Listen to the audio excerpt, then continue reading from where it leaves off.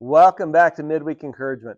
Hey, if you know me, you hang around me much, you know I enjoy coffee. I think really some of people enjoy the taste of coffee. Some people enjoy the aroma of coffee. I have a few different flavors I like of coffee, but for me, the best thing about coffee is when I have somebody to drink coffee with. I enjoy fellowship. And coffee is one of those things that a lot of people can sit down with together and have great fellowship. I'm part of a group called the Romeo Club, and that stands for Really Old Men Eating Out. And we like to sit and fellowship with each other. I've told you this story before about the coffee bean. And the coffee bean story basically states if you drop a carrot into boiling water, the carrot becomes soft. If you drop an egg into boiling water, the egg becomes hard. But if you drop a coffee bean into boiling water, the water changes into coffee. It's transformed because that's just the way it is. And so the idea of the story is, do we allow the environment to change us, or do we change the environment? It isn't always easy to remain a coffee bean when others are polluting the water with their negativity or their controlling attitude or something else. So, what do we do when others pollute the water? Being a coffee bean means you're a change agent. You're going to try to transform the negative, chaotic, toxic environment into something positive rather than allowing the environment to change you. We can't always control our circumstances, but we can control our response. Here is how to remain a coffee bean when your water has been polluted. First of all, be a transformer, not a maintainer. Actively transform the environment. So we need to change the water. When placed in a difficult situation, the hot water, the coffee bean releases its flavor, its fragrance, transforming the environment into something better. You can influence others by staying positive, kind, and productive. Be a source of inspiration. As a coffee bean, your contagious, upbeat attitude can spread to those around you, and you encourage others to also rise above the negativity. Hebrews chapter 13, verses 15 and 16.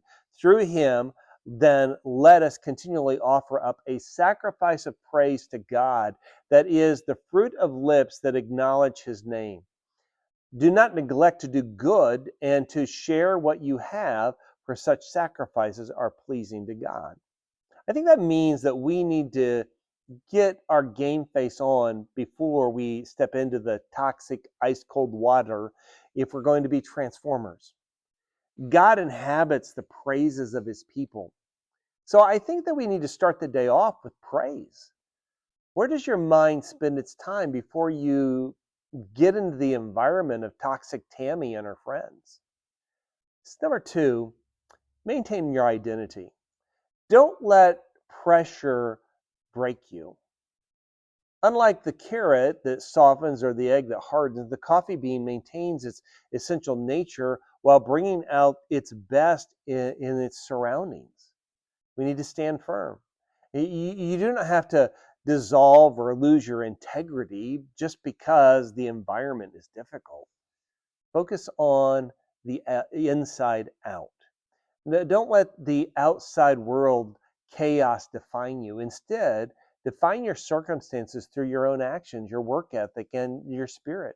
Mark 12:34. For whatever is in your heart determines what you say. So we need to guard our heart. What are you filling your heart with? There's an old saying that says you are what you eat. So what are you filling your heart with before you have to go into Downerville? Well, what would it look like if you practiced gratitude on your morning commute or while you were getting ready in the morning? I am becoming more grateful for pain because pain is a sign that I'm still alive. I've also learned that smooth water never made a sailor. You're not broken. You're just not finished. Philippians 1:6, being confident of this, that he who began a good work in you will carry it on to completion until the day of Christ Jesus.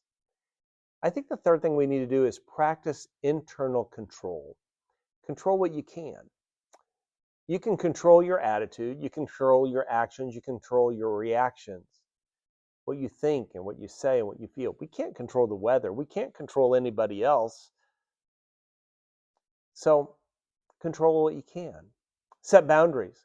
Limit your exposure to negative people or negative news, negative environments, so that you can maintain your integrity and flavor. Embody resilience. The hotter the water gets, the more the coffee bean releases its essence. View challenges as opportunities to grow stronger rather than as threats to your existence. Somebody once told me, sometimes you have to outlive your problems. And then I saw a sign at the urology office that said, this too shall pass. Maybe like a kidney stone, but it'll pass. Maybe coffee isn't your cup, but remember this: the tea kettle, though up to its neck in hot water, continues to sing. So let's wrap this up. To remain the coffee bean, you got to focus on being the change you wish to see. Converting the adversity around you into an opportunity for positive impact. Now, an aircraft carrier doesn't turn on a dime in the ocean. It takes a lot of ocean to turn an aircraft carrier, but it carries a lot of powerful cargo and important people. So go be the being God created you to be. Blessings, friends.